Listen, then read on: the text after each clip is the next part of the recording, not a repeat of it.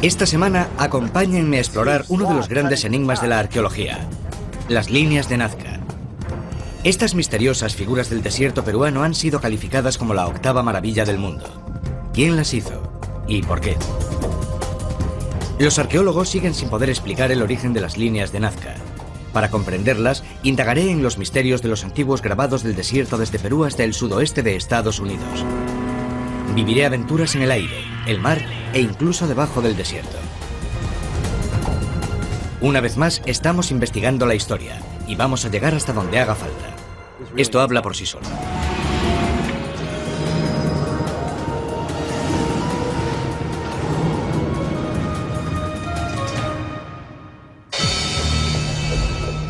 Este es el desierto del sur de Perú. Es uno de los lugares más secos y desolados de la Tierra. Hola, soy Josh Bernstein y he venido aquí para resolver uno de los mayores misterios de la arqueología: las líneas de Nazca de Perú.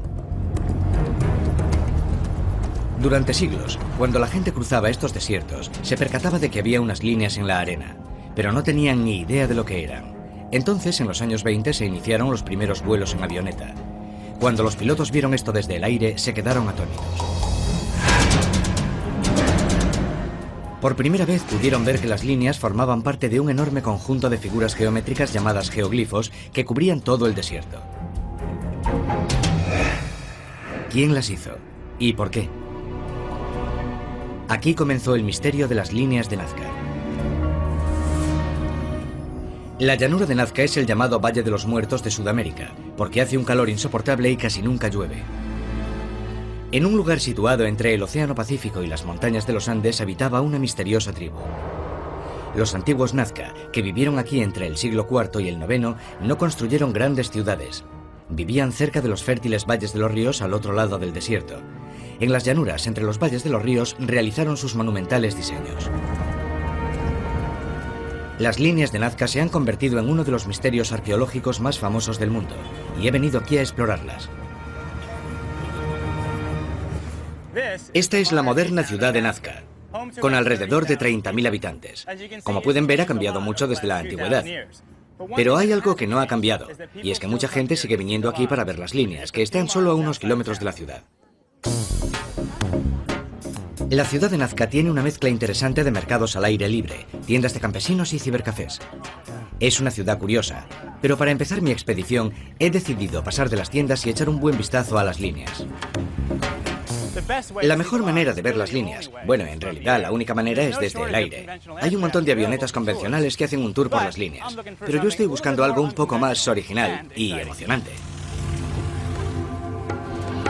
Vamos a ponerlo bien al fondo, al medio. Eduardo Herrán es probablemente la persona que mejor conoce las líneas de Nazca. Lleva 26 años sobrevolándolas. Vaya, ¿es segura? Sí, lo es. No creo que yo pese mucho más que esto. Sí, pero eso es bueno para los vientos de Nazca. Es la mejor manera de ver las líneas. Es un ULM, un ultraligero. Bueno, pongo mi vida en tus manos. ¿Sí? Sí. Eduardo ha descubierto 324 líneas y figuras y ha trazado un mapa de ellas. El tema le apasiona. Me contó que se había pasado 12.000 horas sobrevolándolas. ¿12.000 horas sobrevolando las líneas de Nazca? Sí, durante 26 años. Eso es una locura. Totalmente. Bueno, vamos a ello. Vamos, amigo. Muchachos, vamos. Esto es un ultraligero y tú estás a punto de descubrir las líneas de Nazca. Eduardo me contó que había tenido varios accidentes en el ultraligero y que en uno de ellos casi se mata. Eso no era lo que yo quería oír en ese momento, pero tampoco me iba a echar para atrás. ¿Entonces el ala se cayó así de repente? Si él está tranquilo, yo también. Parece una avioneta bastante inestable y supongo que lo es. Pero hemos despegado sin problemas y estamos ascendiendo poco a poco. Mientras vamos ganando altitud y hasta que al fin pueda divisar la pampa o el desierto de Nazca, me relajo observando lo que voy viendo en la tierra bajo mis pies.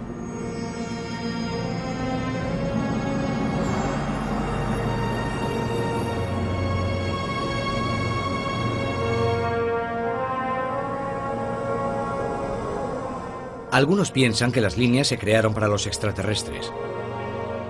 Al verlas ahora entiendo por qué. Muchas de ellas parecen pistas de aterrizaje. ¿Por qué los antiguos crearían figuras que solo pueden ser vistas desde el aire? Lo que más me asombra es la cantidad que hay. Están por todas partes. Cientos de líneas atraviesan el desierto, algunas de hasta 16 kilómetros de largo. Ese enorme pájaro es del tamaño de un campo de fútbol. Ahí hay un mono, aunque es un poco más difícil de distinguir. Justo ahí. La cola. La araña. La araña mide unos 9 metros de ancho. Allí parece que hay una ballena nadando por el desierto con un chorro de agua saliendo de su orificio nasal. En la colina de la montaña hay una gran figura que parece humana. Otras muchas son difíciles de identificar.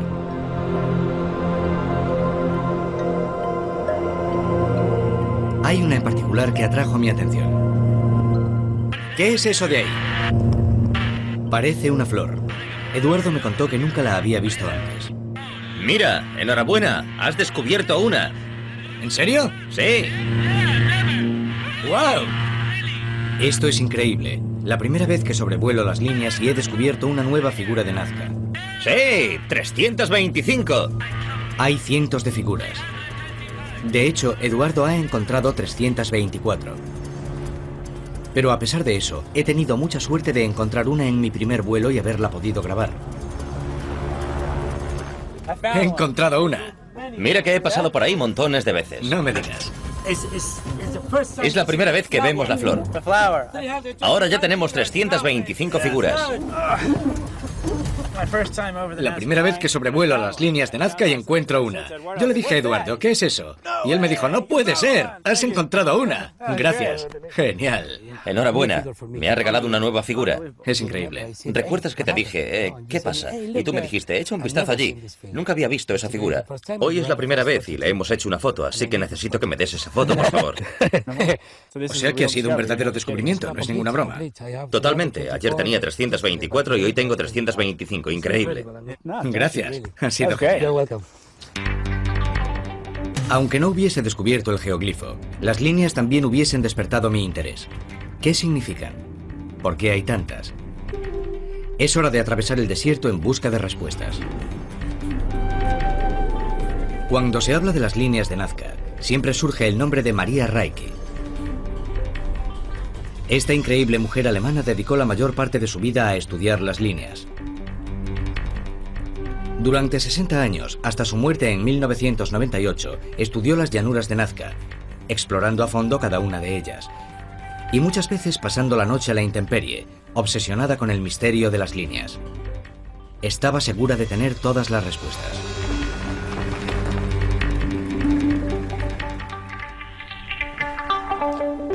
Para averiguar más sobre su teoría, voy a reunirme con su discípula más importante, Ana María Cogorno.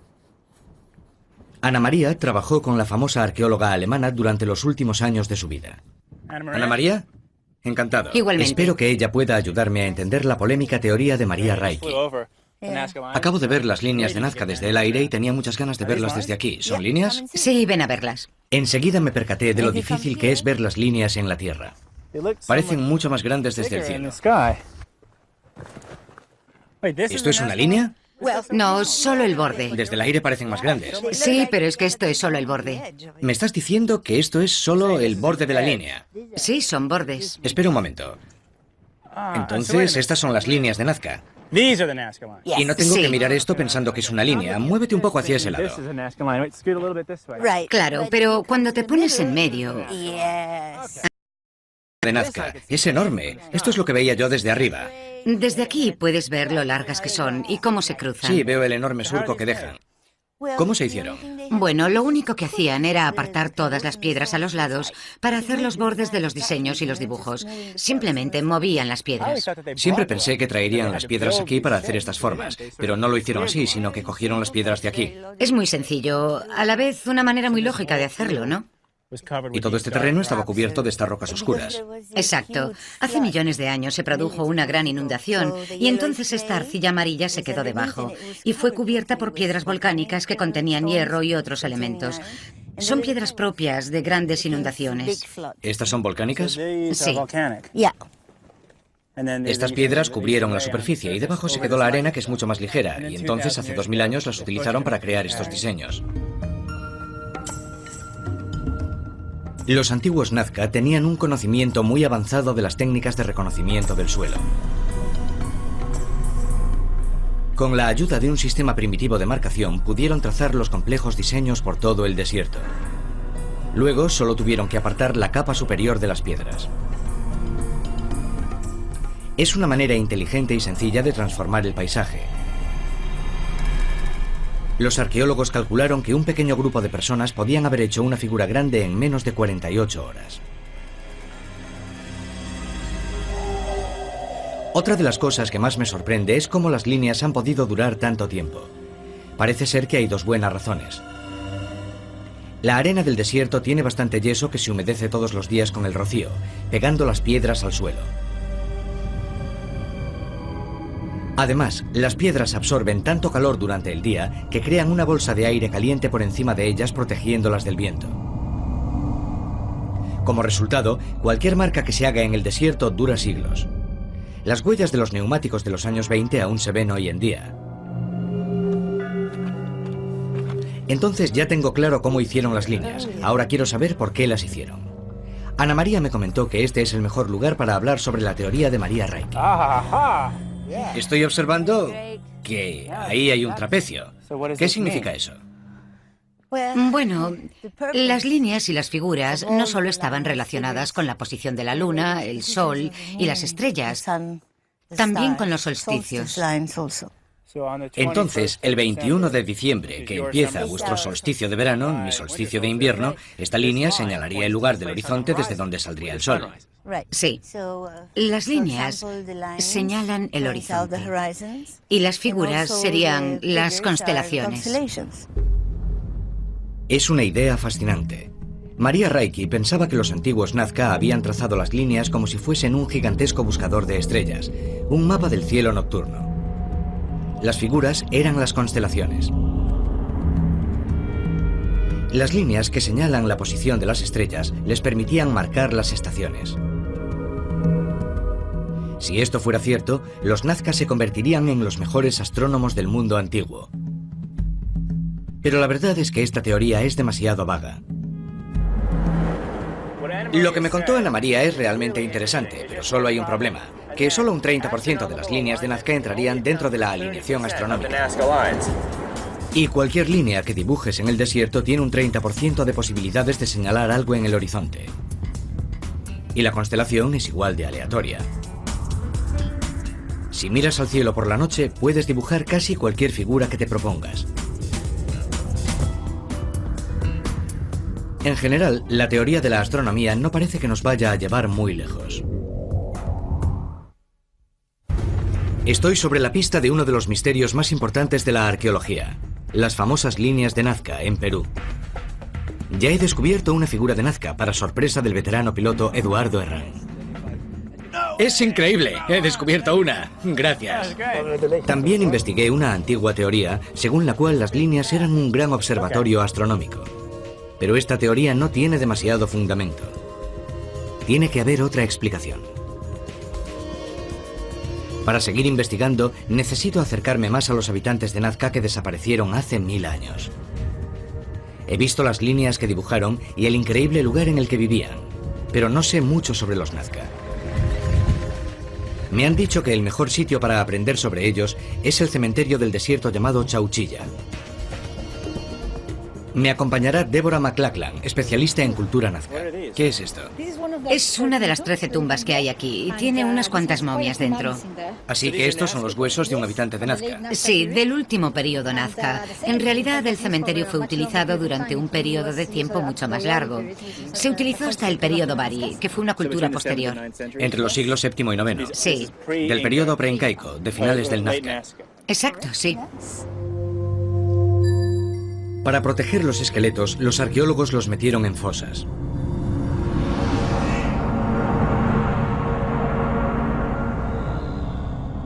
Los antiguos peruanos normalmente enterraban a sus muertos sentados. Años después de haber muerto, seguían recibiendo las ofrendas de los vivos. Con el paso de los siglos, iban siendo olvidados, pero como el desierto es tan seco, las momias sobrevivieron prácticamente en su estado original. La mayoría de ellas no son momificaciones artificiales. A veces les sacaban los intestinos y entonces, debido al clima seco, se momificaban de forma natural. Cerca de las fosas funerarias está uno de los lugares más raros que he visto jamás. Un desierto lleno de fragmentos de esqueletos humanos. Estos son huesos humanos y simplemente están aquí tirados. Sí, esto es un cráneo, parte de un cráneo. Asusta un poco, ¿no? Todo este sitio es... Por ahí hay huesos grandes y algunos cráneos. Hay trozos de cráneos, huesos por toda esta zona. Aquí hay incluso restos de algodón. Es eso de ahí, justo ahí. Sí, aquí.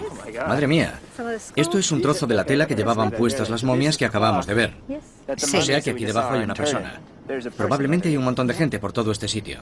Todo esto es un cementerio, ¿no? Sí, es un cementerio enorme. Y simplemente debido a la erosión producida por el paso de los años, podemos ver estos huesos en la superficie. Vaya. Esto es muy raro. Quería acercarme más a los habitantes de Nazca, pero nunca pensé que me acercaría tanto. Este es un recuerdo del pueblo Nazca bastante surrealista y visceral. No se trata solo de las líneas y las figuras. Hubo gente que vivió aquí y como prueba tenemos sus huesos. Esto habla por sí solo. El cementerio Nazca es increíble. Me impresionó lo árido que es este desierto. Por eso me resultó raro que en las líneas hubiera tantos animales marinos. Una ballena, un pez, un pájaro fragata. ¿Nos dará el mar alguna pista sobre el misterio de las líneas?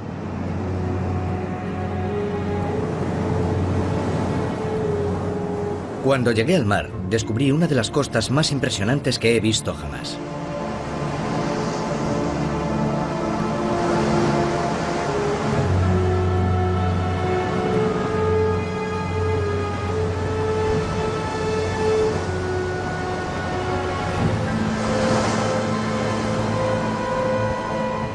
Los mares de esta remota costa son de los más ricos del mundo.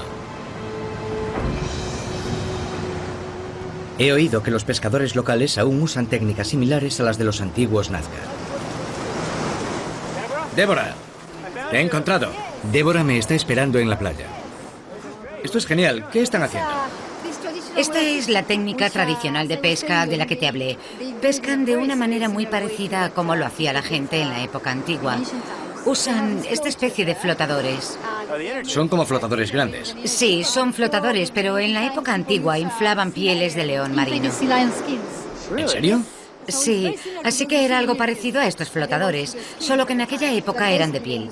Básicamente utilizan las mismas redes, la misma cantidad de gente, las mismas zonas. Así que los materiales han cambiado, pero la técnica es la misma. Sí. Una de las razones por las que estoy aquí y por la que me interesan este tipo de actividades es que al ver los geoglifos desde el aire, vi un montón de dibujos de criaturas marinas, como la ballena. Y no lo entiendo. ¿Por qué la gente que vivía en el desierto conocía estas criaturas marinas? Bueno, obviamente porque estaban viviendo en ambos lados. Estaban complementando la agricultura con la pesca. Repartían el tiempo entre la tierra y el mar. Exacto. Imagínense esta misma escena, pero con un flotador de piel de león marino y redes de fibra de planta mucho más pesadas que estas. Y en esta playa no habría solo un grupo de pescadores, sino que habría muchos más. Ha llegado el momento de aprender directamente las técnicas de pesca de los Nazca. Espera, cógeme esto. ¿Qué vas a hacer? Voy a ir con ellos. ¿En serio? Sí, luego nos vemos.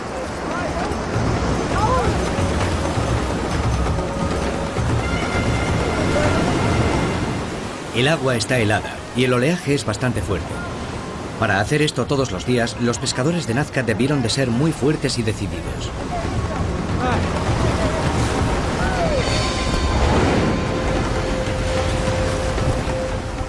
Empujamos el flotador con la red colocada encima y luego la soltamos en el mar.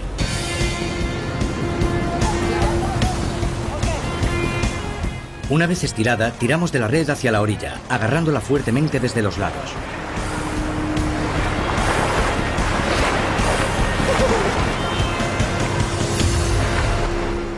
Bueno, al principio el agua estaba helada, pero después de luchar contra corriente te agotas.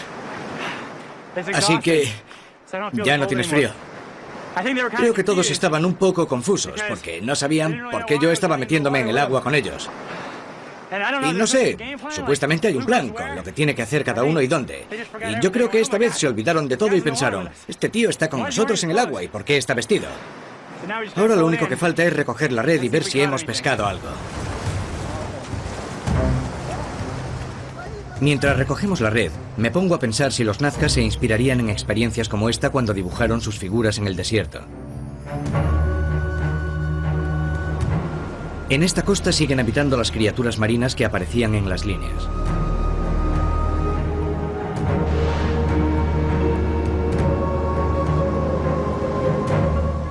Podría ser que simplemente dibujasen los animales que veían a su alrededor. Pero en este caso, ¿por qué dibujaron un mono? Los monos más cercanos se encuentran al otro lado de las montañas de los Andes, en la selva del Amazonas. Aquí no he podido encontrar las respuestas. Pero hay otra teoría que tiene que ver con el agua. No con la del mar, sino con la que sirve para regar los campos. En medio del desierto, el agua es el lujo más preciado. ¿Quién hizo las famosas líneas de Nazca en Perú y por qué? Cuanto más averiguo, más confuso se vuelve todo. Ya he investigado la primera teoría de las líneas, que apuntaba a que eran un mapa astronómico. Pero resultó que, como mucho, nos daría una explicación parcial. Se ha demostrado que solo el 30% de las líneas señalan los puntos de solsticio o tienen algún tipo de relación astronómica. Pero es probable que las líneas puedan tener una explicación mucho más práctica. Algo relacionado con el agua. Los nazcas vivían en uno de los sitios más secos del mundo. Su mayor preocupación debió de ser el agua. Cuando le pregunté sobre esto a la especialista en cultura nazca, Ana María Cogorno, me comentó que existe una teoría que relaciona directamente a estas líneas con el agua. Resulta que debajo del desierto hay un número de acuíferos o ríos subterráneos. La teoría del agua dice que las líneas no señalan la posición de las estrellas, sino que apuntan a estos suministros de agua subterránea. Ana María me dijo que quería enseñarme unos acueductos. Los nazca construyeron acueductos que conducían el agua desde los acuíferos. Necesito investigar esto más a fondo. Así que construyeron esto hace 2000 años. Lo increíble es que aún lo usan. ¿Qué están haciendo ahora esos hombres? Están limpiándolo, están quitándole todas las algas para que el agua pueda fluir bien. ¿Y de dónde viene el agua? De la capa freática. Así que esto es agua subterránea. Sí, agua subterránea. Y sin esta agua no hubiesen podido vivir aquí. No, para nada. Lo más importante era conservar el agua y controlar el sistema de aguas. Quiero ver exactamente cómo los nazca utilizaban este acueducto para conseguir agua del acuífero. Me voy a meter por debajo de una línea de nazca.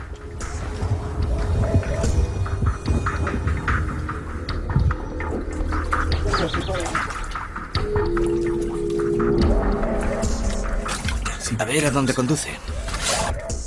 El interior es estrecho, huele mal y está lleno de agua.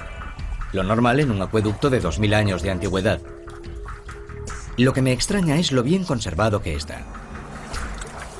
Esto es increíble.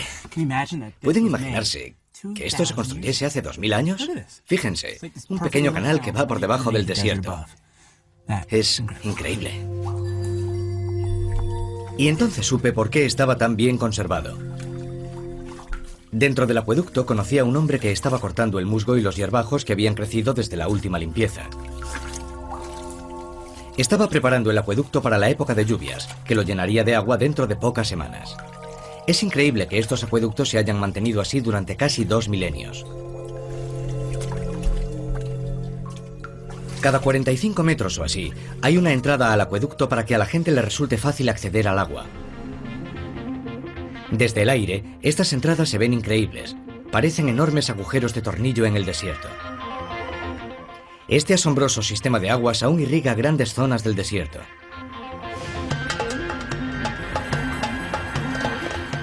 En este árido paisaje, el agua es todo un lujo. Los escasos ríos generan un oasis de verde vegetación, pero la mayor parte del año están secos. Sin embargo, los acuíferos, repletos de agua de las montañas, no se secan nunca. Según la teoría del agua, las líneas señalaban estos suministros de agua subterráneos. Los acueductos eran la única forma que tenían los Nazca de conseguir agua.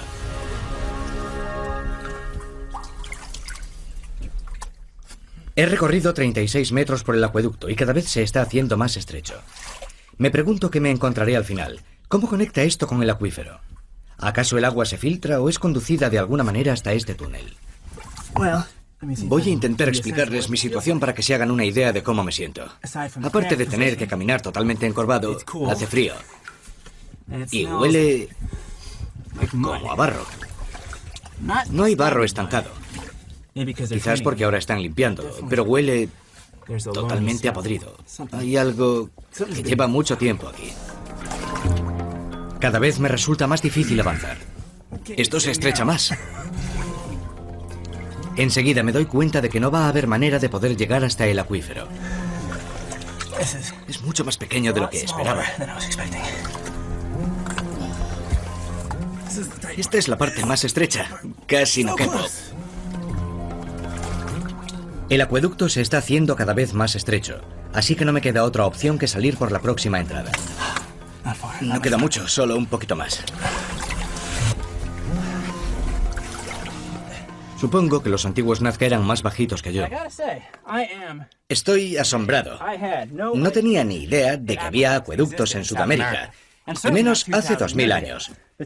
Su uso de la tecnología, la habilidad de estas personas para fabricar un canal de agua de estas características ha servido para que los Nazca se hayan ganado mi total admiración. Sin duda estoy impresionado. Y necesito una ducha. Entonces, ¿podría ser que las líneas de Nazca estuvieran señalando las fuentes subterráneas de agua? Me han dicho que algunos geólogos realizaron un estudio de las líneas comparándolas con las fallas y los acuíferos de Nazca. Es cierto que la mayoría de estas líneas señalan suministros de agua que están o en la montaña o bajo tierra. Pero, al igual que con la teoría de las estrellas, hay un problema. Solo el 30% de las líneas coinciden con el agua. Y como ya hemos visto, el 30% de coincidencia no significa nada. Aún no he encontrado una teoría convincente sobre el significado de las líneas. Es hora de ampliar mi investigación.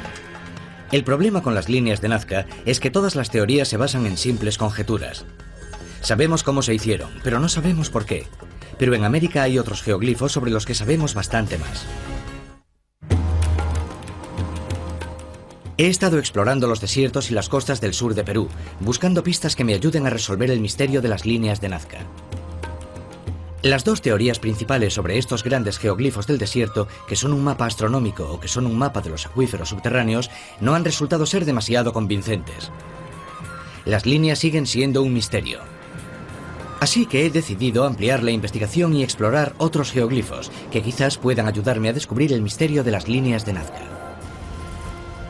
Por tanto, me dirijo a California del Sur, donde los antiguos norteamericanos que habitaban en el río Colorado también construyeron geoglifos. Allí reciben el nombre italiano de intaglios. Espero que los geoglifos del desierto de Mojave puedan ayudarme a comprender el significado de las líneas de Nazca. Una vez más, la mejor manera de verlos es desde el aire. ¿Joe? Sí, Joe Shebley. Josh, encantado. Igualmente, me han dicho que quieres ver los intaglios. Sí. Yo te llevaré.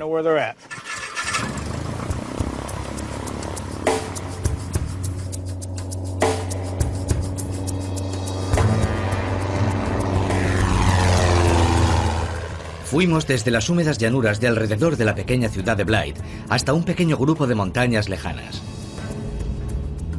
Los intaglios están en la ladera de esas montañas. Cuando las sobrevolamos, lo que más me asombró fue lo mucho que se parecía el paisaje árido y seco de Mojave a las llanuras de Nazca.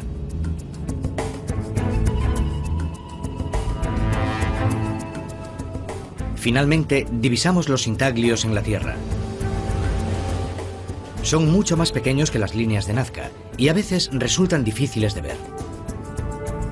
El primero parece una figura humana gesticulando. Hay otros que están bastante cerca. Allí hay otra figura humana. Al lado de ella hay un animal, pero no sabría decir cuál. Son realmente interesantes. Conocía las líneas de Nazca, pero no tenía ni idea de que teníamos geoglifos aquí en Norteamérica. Y una vez más me pregunto, ¿por qué? ¿Por qué la gente se toma la molestia de crear estas figuras en medio de un paisaje seco y remoto? ¿Qué significa? Tengo ganas de volver a pisar tierra firme y explorarlas más de cerca. Lo que diferencia a los intaglios de las líneas de Nazca es que los descendientes directos de la gente que los hizo aún habitan en estas tierras. Por tanto, lo primero que voy a hacer es hablar con Lorey Cachora, arqueólogo y miembro de la tribu Quetzán. Lorey, como miembro de la tribu Quetzán, ¿qué me podrías contar sobre los intaglios? Bueno, se utilizaban para prácticas religiosas. Hay dos tipos diferentes. Uno representa el bien y el otro el mal. Así que con esto estamos queriendo decir que existe un mundo negativo y positivo, una forma de vida negativa y positiva. Entonces, ¿me estás diciendo que estos geoglifos representan a las fuerzas cósmicas? Sí. Entonces, digamos que la gente los utilizaba como parte de sus ritos. Así es. La gente los utilizaba para muchas cosas. Cuando buscaban consuelo y sabiduría, o para cualquier cosa que uno estuviese buscando. Lo que Lorey me ha contado sobre los intaglios es una auténtica revelación. Su significado no tiene nada que ver con la astronomía o el agua, pero sí con la religión. Hay figuras que representan leyendas de la creación. También hay lugares donde se hacían rituales y se celebraban ceremonias importantes. ¿Podría ser esta también la razón por la que se crearon las líneas de Nazca? Esto podría explicar por qué los Nazca perdieron tanto tiempo y energía creándolas. Quizás, como los intaglios, las figuras representaban a los dioses de la religión Nazca. Podría ser que los Nazca estuviesen convirtiendo el desierto en un terreno sagrado, en una especie de centro ceremonial al aire libre donde llevar a cabo sus ritos. El único que podría contarme más sobre este tema es David Whitley, uno de los mayores especialistas en geoglifos del mundo. Dime, David, ¿podrían los geoglifos de Blythe ayudarme a entender los de Nazca? Lo más importante es que tenemos documentos históricos contemporáneos de nativos americanos que explican por qué construyeron estos geoglifos y cómo los utilizaron para sus ceremonias. Puede que estas no sean exactamente las mismas razones por las que se crearon las líneas de Nazca y para lo que se utilizaron, pero al menos puedes hacerte una idea de cómo eran las tradiciones de la época, por qué se construyeron estos geoglifos y para qué fueron utilizados. Y es una buena pista para iniciar una investigación arqueológica. Los intaglios son frágiles. Al igual que las líneas de Nazca, son tan fáciles de borrar como de hacer. Puede que no quede muy bonito protegerlos con una valla, pero sí tiene bastante sentido. Parece que estos los hicieron igual que los de Nazca, apartaron la capa de piedras volcánicas para mostrar la arena más fina de debajo. Simplemente desecharon el pavimento del desierto. ¿Y qué significa esto? Esto es Mustamo, el dios creador, y aquí tuvo lugar un mítico suceso. Aquí el dios hizo algo importante para la historia de la creación. El río Colorado estaba desbordándose y él evitó que toda esta zona se inundase, subiendo y bajando sus brazos 4 veces, provocando así el retroceso de las aguas y salvando a la gente. Y reprodujeron esta historia aquí en la Tierra. Así es. ¿Y hay más? Me pareció ver otra más abajo. Sí, hay más figuras relacionadas con este acontecimiento mítico en particular. ¿Por qué entonces utilizaron este geoglifo para su ceremonia?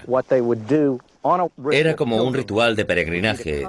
Todo el mundo venía hasta este lugar y, por ejemplo, utilizaban esa parte de ahí para hacer un baile ritual o una ceremonia en el mismo sitio donde ocurrió el suceso. Así que limpiaron todo este pequeño montículo de arena y luego llevaron a cabo el ritual aquí. Supuestamente fue un baile. Esto es lo que se hacía en los geoglifos. Era su forma de celebrar este suceso mítico. Lorey y David me han ayudado a comprender mejor estos increíbles geoglifos del desierto. Está claro que en Mojave eran lugares ceremoniales. Ahora necesito averiguar si también lo eran las líneas de Nazca. Mi búsqueda del significado de las líneas de Nazca me ha llevado desde Perú hasta el sur de California. ¿Por qué los antiguos americanos dibujaron enormes líneas y figuras en el desierto? Las teorías de que las líneas eran mapas astronómicos o mapas de agua subterránea han resultado basarse en simples conjeturas. Pero en California descubrí una teoría muy diferente sobre los misteriosos geoglifos de América. Eran lugares en los que se realizaban grandes ritos, lugares sagrados donde se veneraba a los dioses de la creación. ¿Podría ser esta también la función de las líneas de Nazca? Me he dado cuenta de que sé muy poco sobre los rituales Nazca. Es hora de volver a Perú y seguir esta nueva línea de investigación. Cuando llegue a Lima, el primer sitio que visitaré será el Museo Arqueológico. Elsa Tomasto es la conservadora de la mejor colección Nazca del mundo. ¿Estas son las arañas? Sí. Son iguales que las de los geoglifos. Estoy buscando algo que pruebe la existencia de los rituales Nazca. Elsa no tarda en enseñármelo. Me coge totalmente por sorpresa. Estas son urnas ceremoniales. ¿Qué son estas figuras? Son cabezas trofeo. ¿Cabezas trofeo? Sí, aquí puedes ver que tiene la cabeza en la mano y aquí ves que está el cuello cortado. Sí, es una cabeza trofeo. El misterio de los Nazca se complica. ¿Quiénes eran? Me los he estado imaginando como importantes astrónomos, ingenieros y agricultores. Pero de repente he descubierto que también cortaban cabezas.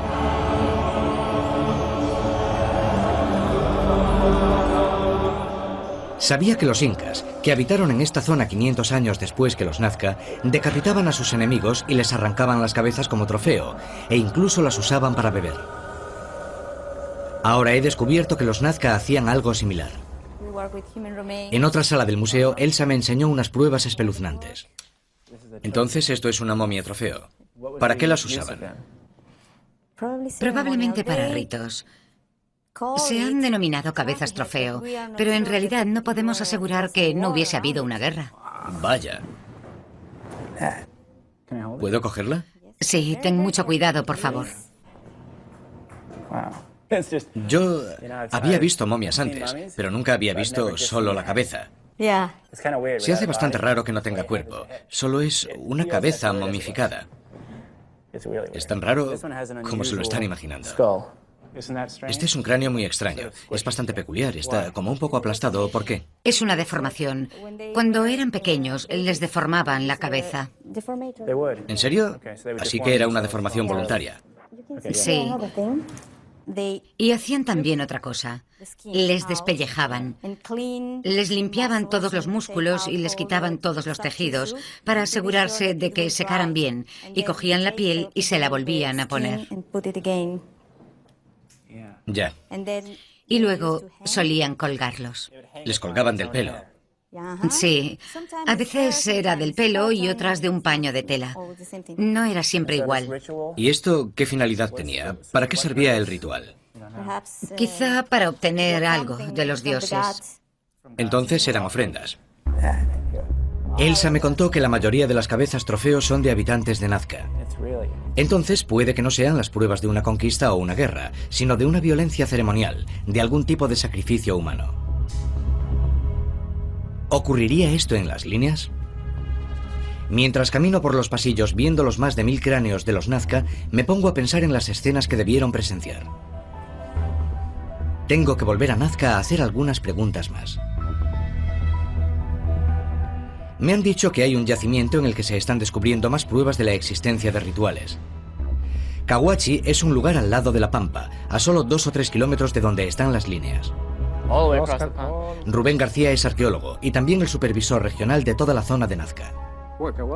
Cahuachi era el principal centro ceremonial de los Nazca. Aquí acudía gente procedente de todos los lugares de la nación Nazca. Aquí se hacían ofrendas y se realizaban ceremonias especiales y sacrificios. Entonces Cahuachi era como la Meca o el Jerusalén de la cultura Nazca. Exactamente. Cahuachi era enorme y estaba situado al lado de un suministro de agua al borde del desierto. Era un importante centro de peregrinaje para los Nazca.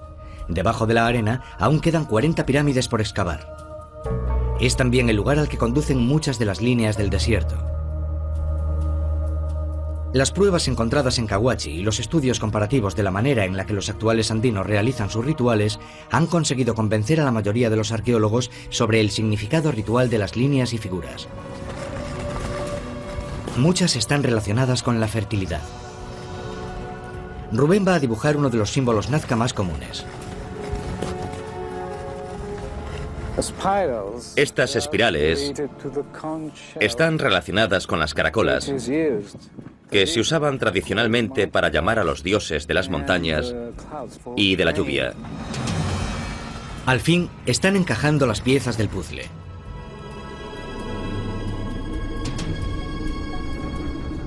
La mayoría de los arqueólogos piensan que las líneas eran los lugares secretos donde los nazca realizaban sus grandes ceremonias.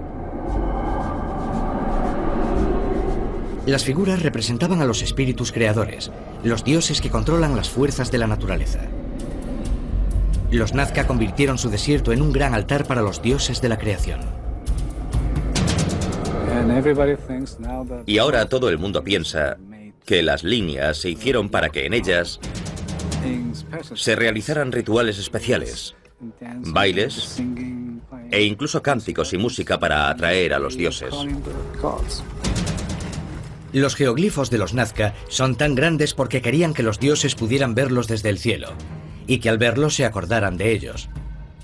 Cuando los nazca bailaban en las líneas y las figuras, estaban haciendo una ofrenda a los dioses que tanto veneraban. ¿Acaso estas ofrendas incluían el sacrificio humano? Rubén me comentó que no existe ninguna prueba de rituales violentos en las líneas, pero es consciente de que aún queda mucho por descubrir. ¿Quién sabe qué teorías surgirán en el futuro sobre las misteriosas líneas de Nazca?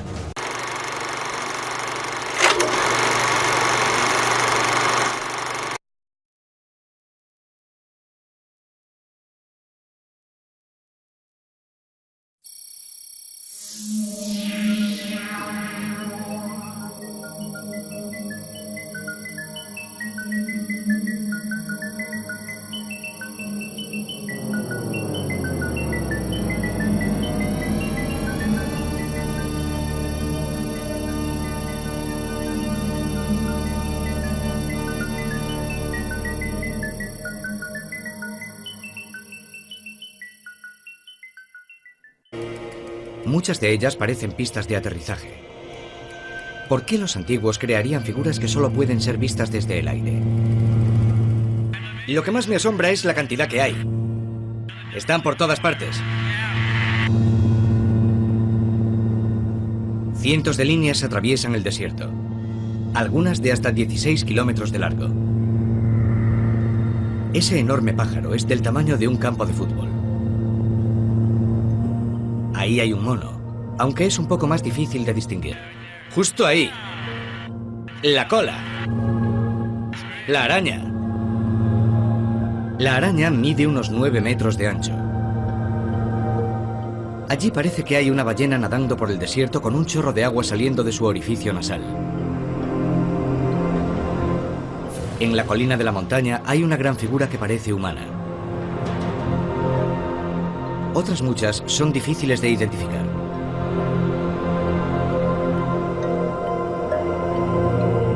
Hay una en particular que atrajo mi atención. ¿Qué es eso de ahí? Parece una flor. Eduardo me contó que nunca la había visto antes. ¡Mira! ¡Enhorabuena! ¡Has descubierto una! ¿En serio? ¡Sí! Me he convertido en uno de los misterios arqueológicos más famosos del mundo y he venido aquí a explorarlas.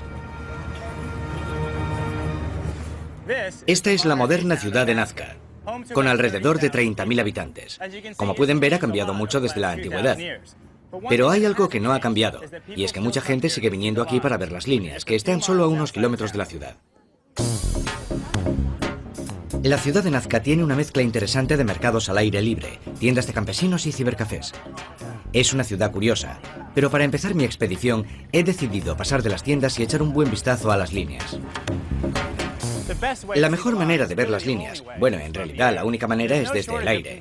Hay un montón de avionetas convencionales que hacen un tour por las líneas, pero yo estoy buscando algo un poco más original y emocionante. Vamos a ponerlo bien al fondo, al medio. Eduardo Herrán es probablemente la persona que mejor conoce las líneas de Nazca. Lleva 26 años sobrevolándolas. Vaya, ¿es segura? Sí, lo es. No creo que yo pese mucho más que esto. Sí, pero eso es bueno para los vientos de Nazca. Es la mejor manera de ver las líneas. Es un ULM, un ultraligero. Bueno, pongo mi vida en tus manos. ¿Sí? Sí. Eduardo ha descubierto 324 líneas y figuras y ha trazado un mapa de ellas. El tema le apasiona. Me contó que se había pasado 12.000 horas sobrevolándolas. ¿12.000 horas sobrevolando las líneas de Nazca? Sí, durante 26 años. Eso es una locura. Totalmente. Bueno, vamos a ello. Vamos, amigo. Muchachos, vamos. Esto es un ultraligero y tú estás a punto de descubrir las líneas de Nazca. Eduardo me contó que había tenido varios accidentes en el ultraligero y que en uno de ellos casi se mata. Eso no era lo que yo quería oír en ese momento, pero tampoco me iba a echar para atrás. ¿Entonces el ala se cayó así de repente? Si él está tranquilo, yo también. Parece una avioneta bastante inestable, y supongo que lo es. Pero hemos despegado sin problemas y estamos ascendiendo poco a poco. Mientras vamos ganando altitud y hasta que al fin pueda divisar la pampa o el desierto de Nazca, me relajo observando lo que voy viendo en la tierra bajo mis pies.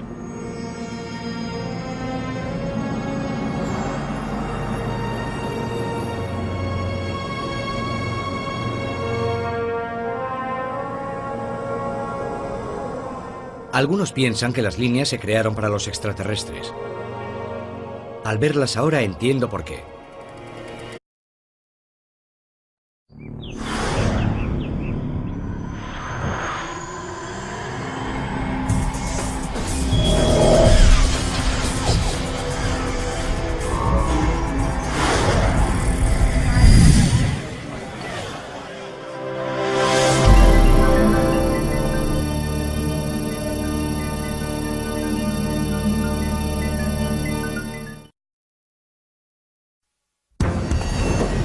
Esta semana, acompáñenme a explorar uno de los grandes enigmas de la arqueología: las líneas de Nazca.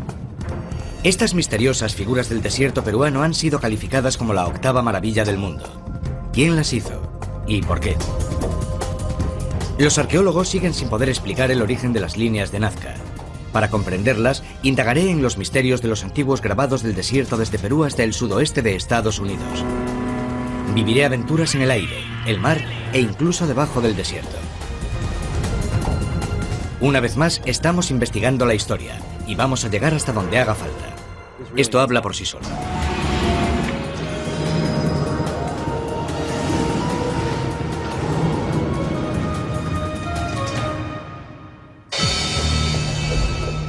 Este es el desierto del sur de Perú. Es uno de los lugares más secos y desolados de la Tierra. Hola, soy Josh Bernstein y he venido aquí para resolver uno de los mayores misterios de la arqueología: las líneas de Nazca de Perú. Durante siglos, cuando la gente cruzaba estos desiertos, se percataba de que había unas líneas en la arena, pero no tenían ni idea de lo que eran. Entonces, en los años 20 se iniciaron los primeros vuelos en avioneta. Cuando los pilotos vieron esto desde el aire, se quedaron atónitos. Por primera vez pudieron ver que las líneas formaban parte de un enorme conjunto de figuras geométricas llamadas geoglifos que cubrían todo el desierto. ¿Quién las hizo? ¿Y por qué? Aquí comenzó el misterio de las líneas de Nazca. La llanura de Nazca es el llamado Valle de los Muertos de Sudamérica, porque hace un calor insoportable y casi nunca llueve. En un lugar situado entre el Océano Pacífico y las montañas de los Andes habitaba una misteriosa tribu.